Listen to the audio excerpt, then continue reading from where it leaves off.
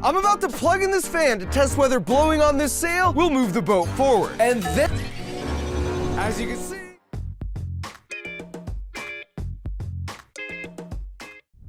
네, 안녕하세요. 저는 성균관대학교 물리학과에서 일하고 있는 김범준입니다. 제 유튜브 채널 법물리에 오신 모든 분들을 환영합니다. 오늘은 여러 유튜브에서 다뤄진 흥미로운 그런 과학 실험에 대한 이야기를 먼저 나눠보려고 해요. ready? 3, 2, 1. You free! Oh.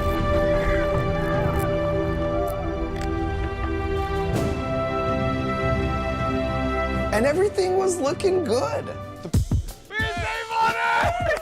아주 높은 곳으로 로켓을 발사한 다음에 우주 공간에서부터 출발해서 계란을 자유낙하시키는 실험을 통해서 과연 우주 공간 높은 곳에서 떨어뜨린 계란이 땅에 부서지지 않고 도착할 수 있는지를 실험한 동영상이 있습니다. 근데 여러분이 기억하셔야 될 게 아무리 높이 올라간다고 하더라도 결국 떨어지다 보면은 계란이 담겨 있는 용기, 계란이 들어있는 이 부분이 결국은 속도가 더 이상 늘지 않아요. 도달하게 되는 속도를 물리학에선 종단 속력이라고 부르는데요. 종단 속력에 일단 도달하고 나면 그냥 그 속력을 똑같이 유지합니다. 그래서 우주 공간까지 올라갔다는 게 상당히 놀라웠긴 하지만 사실은 우주 공간 높이 올라가서 계란을 떨어뜨리나 상당한 높이까지 올라가서 떨어뜨리나 땅에 닿을 때의 충격은 똑같아요. 뭔가 우주 공간까지 멀리 올렸으니까 땅에 닿을 때 계란의 속도가 진짜 빠를 거다라고 생각하실 필요는 전혀 없습니다. 사실 이 실험에서는 종단 속도에 도달한 달걀이 땅에 충돌했을 때 깨지지 않게만 잘하면 됩니다. 근데 그건 당연히 어떤 완충제를 넣고 그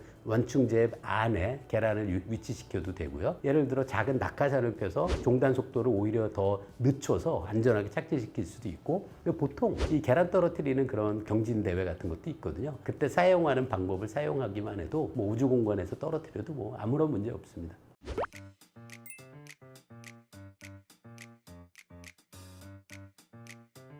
블랙버드라고 불리는 운송기관인데요. 처음에 저는 이거 보고 너무 신기했었어요. 이 커다란 뭐 풍력발전기처럼 생겼어요. 이 돌아가는 팬이. 그리고 팬에 연결돼서 자동차의 바퀴가 팬이 돌아가면 그 바람의 힘이 자동차의 바퀴에 전달돼서 바퀴도 굴러가는 그런 구조예요. 그거 말고는 아무런 동력 장치가 없습니다. 그러면 당연히 팬이 이쪽에 있고 바람이 이쪽에서 불면 블랙버드라는 이 장치는 이쪽으로 이동해요. 그런데 질문은 뭐냐면 바깥에서 부는 바람보다 이 블랙버드가 더 빨리 한쪽 방향으로 움직일 수 있느냐의 문제예요. 찾아보니까 아주 재밌는 에피소드들이 많이 있더라고요. MIT 대학 물리학 교수로 기억하는데요. 그분이 말도 안 된다. 이쪽으로 바람이 100의 속도로 부는 거예요. 근데 어떻게 바람보다 더 빠르게 이 블랙버드가 움직이는 건 완전히 불가능하다라고 강력하게 주장하면서 잠깐은 그럴 수 있겠지만 시간이 지나면 결국 바람의 속도와 같아지는 상태로 나중에 도착하게 되고 그 이후에는 바람보다 빠를 수는 없다라고 강력하게 주장하면서 내기를 겁니다. 이분이. 꽤 큰 돈이었어요. $10,000 내기를 걸어요. 근데 이후에 이 이야기가 더 이어져서 결국은 바람의 속도보다 이 블랙버드의 속도가 더 빠를 수 있다라는 실험 결과도 나오고요. 그리고 이론도 발표가 돼요. 찾아보니까 이 문제가 너무 재밌었는지 2013년 미국의 물리 올림피아드 대회의 문제로도 출제된 문제예요. 읽어보면 사실 설명하는 게 사실 쉽진 않은데요. 여러분이 기억하셔야 될 게 바람보다 블랙버드가 더 빨리 움직인다는 것이 물리학의 원칙에 위배되는 것은 아니다라는 건 정말 중요해요. 바람이 이 블랙버드에 끊임없이 에너지를 공급하잖아요. 따라서 끊임없이 공급하는 에너지를 갖고 그 에너지의 일부를 이 운동 에너지로 바꿔서 블랙버드의 속도가 점점 빨라지는 건 물리학의 원리에 전혀 위배되는 건 아닙니다. 자, 이게 어떻게 작동하는 거냐면 두 가지를 생각해야 돼요. 먼저 이 블랙버드는 보통은 팬의 회전 운동이 바퀴로 전달돼서 바퀴가 굴러가게 되는 구조예요. 그런데 만약 바퀴가 더 빨리 굴러가면 거꾸로 바퀴의 운동 에너지의 일부가 팬에 전달이 되고요. 그러면 팬이 돌면서 팬으로부터 바람이 나오게 돼요. 그 힘 때문에 블랙버드가 바람보다 빨리 움직이는 것이 가능한데요. 이걸 수식으로 설명을 하는 그 이론도 있는데요. 사실 설명이 그렇게 여러분이 이해하기는 쉽진 않은데요. 아이디어는 블랙버드의 바퀴가 돌아가면서 공급되는 에너지와 팬이 돌아가면서 소비하는 에너지를 비교할 때 어떤 조건이 만족하면 바퀴에서 공급되는 에너지가 더 클 수 있다는 거예요. 그래서 블랙버드가 바람보다 더 빨리 갈 때는 바퀴가 구르고 그 바퀴가 전달하는 에너지 때문에 선풍기로 작용해서 이 앞에서 돛이 없지, 선풍기를 틀면 배가 움직이잖아요. 그 원리로 이 블랙버드가 가속할 수 있어요. 그래서 물리학의 원리에 위배되는 건 아니고 실제 실험을 통해서도 얼마든지 바람의 속도보다 빨리 움직일 수 있다는 게 밝혀집니다. 이 실험 중에 재밌는 게 우리 러닝머신 있잖아요. 러닝머신에 이 장치를 두는 거예요. 그러면 이 러닝머신 위에 올라가 있는 이 블랙버드가 그 자리에 있다면 사실 바람이 부는 건 아니잖아요. 그런데 얘가 밑에 바퀴가 굴러가면서 이 굴러가는 것보다 더 빨리 움직이는 것을 동영상으로 실험을 통해서 보인 실험도 있습니다. 한번 찾아보시면 재밌게 보실 수 있어요. 결론은 가능합니다. 바람보다 빨리 달릴 수 있습니다.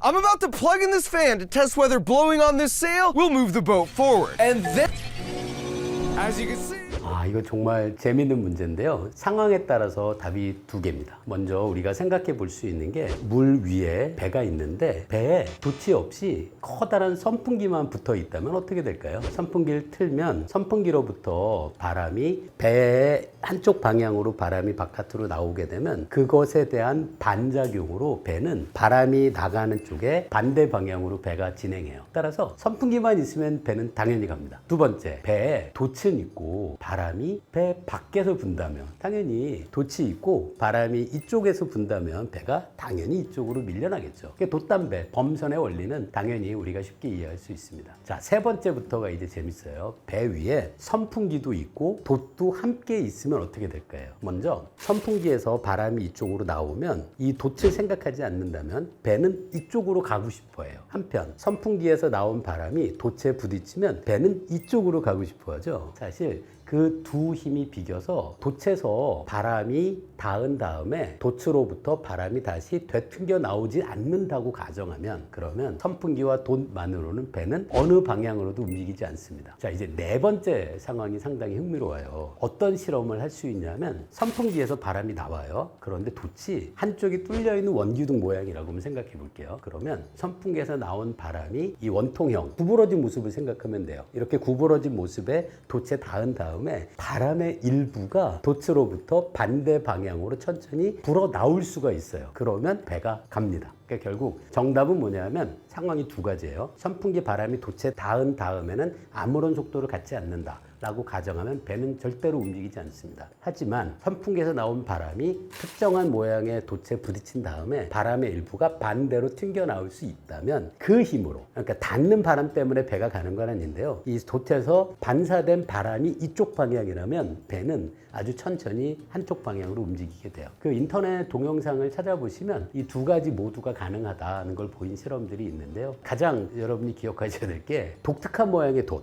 아마 이런 모양이면 될 것 같아요. 바람이 부딪힌 다음에 바람의 일부가 튕겨 나오는 그런 돛을 달아봤자 이쪽에서 반대로 불어 나오는 바람이 워낙 약하기 때문에 배가 별로 안 빠르거든요. 그것보다 돛을 없애는 게 선풍기만 있는 게 바람의 힘으로 배가 진행하기엔 훨씬 더 유리합니다. 정답은 두 개가 모두 답입니다. 지금까지 외국에서 진행된 재미있는 실험을 소개해 말씀드렸는데요. 자, 이어지는 내용은 따끈따끈한 내용입니다. 제가 책을 냈습니다. 책 제목이 김범준의 물리 장난감이라는 책인데요. 물리학에 관련된 장난감을 이용해서 물리학의 원리를 설명하는 그런 내용들이 많이 담겨 있어요. 제가 보기엔 이 책에 있는 장난감들이 재밌는 게 진짜 많거든요. 두피 마사지기라고 불리는 기구인데요. 그러니까 저도 처음에 이거 살 때 머리를 마사지하는 걸로 팔더라고요. 한번 해보세요. 엄청 시원합니다. 간질간질하면서도 이 머리 마사지를 해주는 아주 값도 별로 안 비싸요. 아주 시원하네요. 어느 날 이 두피 마사지기를 갖고 이렇게 마사지를 하다가 갑자기 관찰을 한 게 있어요. 한번 여러분도 유심히 보셔도 되는데요. 보면 긴 철사가 있고 짧은 철사가 있습니다. 긴 걸 잡아당겼다가 놓으면 긴 것만 떨립니다. 보이시죠? 한편 짧은 철사를 잡아당겼다가 놓으면 짧은 철사가 떨리고요. 왜 그럴까요? 물리학에선 이 현상을 공명현상이라고 불러요. 사실 공명현상의 예는 정말 많아요. 해변에 가족여행을 다녀오잖아요. 해변가에서 소라껍데기 그런 걸 이렇게 주워올 때가 있어요. 그럼 그걸 귀에다가 대면 여기서 바다 소리가 들린다 그런 이야기들을 많이 했었거든요. 마치 소라 껍데기가 바닷소리를 녹음한 것 같은 꽤 재밌는 원리가 있어요. 소라 껍데기도 그렇고 그냥 여러분이 빈 컵을 갖고 해보셔도 돼요. 빈 컵을 손에 들고 귀 가까이 대면 여기서 여러분이 소리를 들을 수 있어요. 어떤 소리냐면 명확하게 듣진 못해도 우리가 사는 이런 생활 공간에는 온갖 종류의 소음들이 함께 존재합니다. 근데 어떤 소음 중에는 음의 높이가 높은 소음도 있고 낮은 소음도 있고 여러 음을 갖고 있는 소음들이 막 섞여 있어요. 그런 소음을 우리가 백색 소음이라고 부르죠. 백색 소음을 왜 백색이라고 하는지도 좀 재밌어요. 여러 빛이 함께 섞이면 백색이 되잖아요. 바로 그거랑 똑같아요. 여러 진동수를 갖고 있는 음이 함께 섞여 있는 것을 그 소음을 백색 소음이라고 불러요. 우리 주변의 생활 공간에 있는 백색 소음은 여러 진동수의 음을 갖고 있는데 여러분이 들고 있는 빈 컵을 귀에 댈 때 그 빈 컵의 크기에 맞춰서 특히 그 빈 컵이 소리를 잘 낼 수 있는 음이 주어져 있어요. 그래서 컵을 대면 존재하는 여러 소음 중에 컵의 크기와 딱 맞는 소리만이 컵의 진동을 만들고 컵에 들어있는 공기를 떨리게 해요. 그게 증폭이 돼서 우리 귀에 그 소리가 들리는 것이 어릴 때 소라 껍데기로 여러분이 들었던 바닷소리인 거죠. 한번 그 음치가 아니신 분들은 실험해 보시면 금방 아는데요. 귀에 컵을 댈 때 작은 컵을 대면 음이 높은 음의 소리가 들리고요. 큰 컵을 대면은 낮은 음의 소리가 들립니다. 그게 공명 진동수가 컵의 크기에 따라서 달라지기 때문이에요. 자, 이것과 두피 마사지기가 왜 관련이 되냐 하면 긴 철사를 잡았다가 놔요. 그러면 이 두피 마사지기 전체에 긴 줄이 가지고 있는 진동수만큼의 진동이 전달되죠. 그러면 얘가 넣어준 진동수와 같은 진동만이 이 철사줄들이 만들어내게 돼요. 그런데 철사줄의 진동의 주기, 진동의 진동수는 철사줄의 길이가 정하거든요. 그래서 긴 걸 움직이면 이 두피 마사지기에 있는 철사 중에 제가 처음 움직인 철사와 똑같은 길이를 가져서 진동수가 같은 철사만 떨리게 됩니다. 한편 짧은 걸 잡았다가 놓으면 당연히 이번엔 짧은 철사가 갖고 있는 진동수에 떨릴 수 있는 철사만 떨리게 되죠. 그래서 바로 공명의 원리로 방금 보여드린 이 실험 결과를 우리가 이해할 수 있습니다. 이거는 공기의 흐름을 이용을 해서 여기 공을 한 위치에 머물게 하는 장치예요. 얘가 떨어지지 않고 그 자리에 머물러 있잖아요. 궁금하시죠? 왜 이런지 책에 나옵니다. 이게 새인데 앞에서 보시면 얘가 이렇게 중심을 잡잖아요. 까딱까딱 하면서. 얘가 왜 안 넘어가고 이런 자세를 계속 유지하는지. 그 다음에 이건 아마 집에서도 보셨을 향수 뿌리는 장치인데요. 이걸 찍찍 누르기만 해도 왜 아래쪽에 있는 향수 액체가 위로 딸려 올라와서 분무가 되는지. 그리고 제가 이걸 낮은 높이에서 떨어뜨리면 네. 아주 낮은 높이에서 떨어뜨렸잖아요. 그런데도 얘가 위로 굉장히 빨리 올라가요. 이 정도만 해도. 왜 이런 현상이 만들어지는지도 제 책에서 여러분이 자세한 이론도 찾아보실 수 있습니다.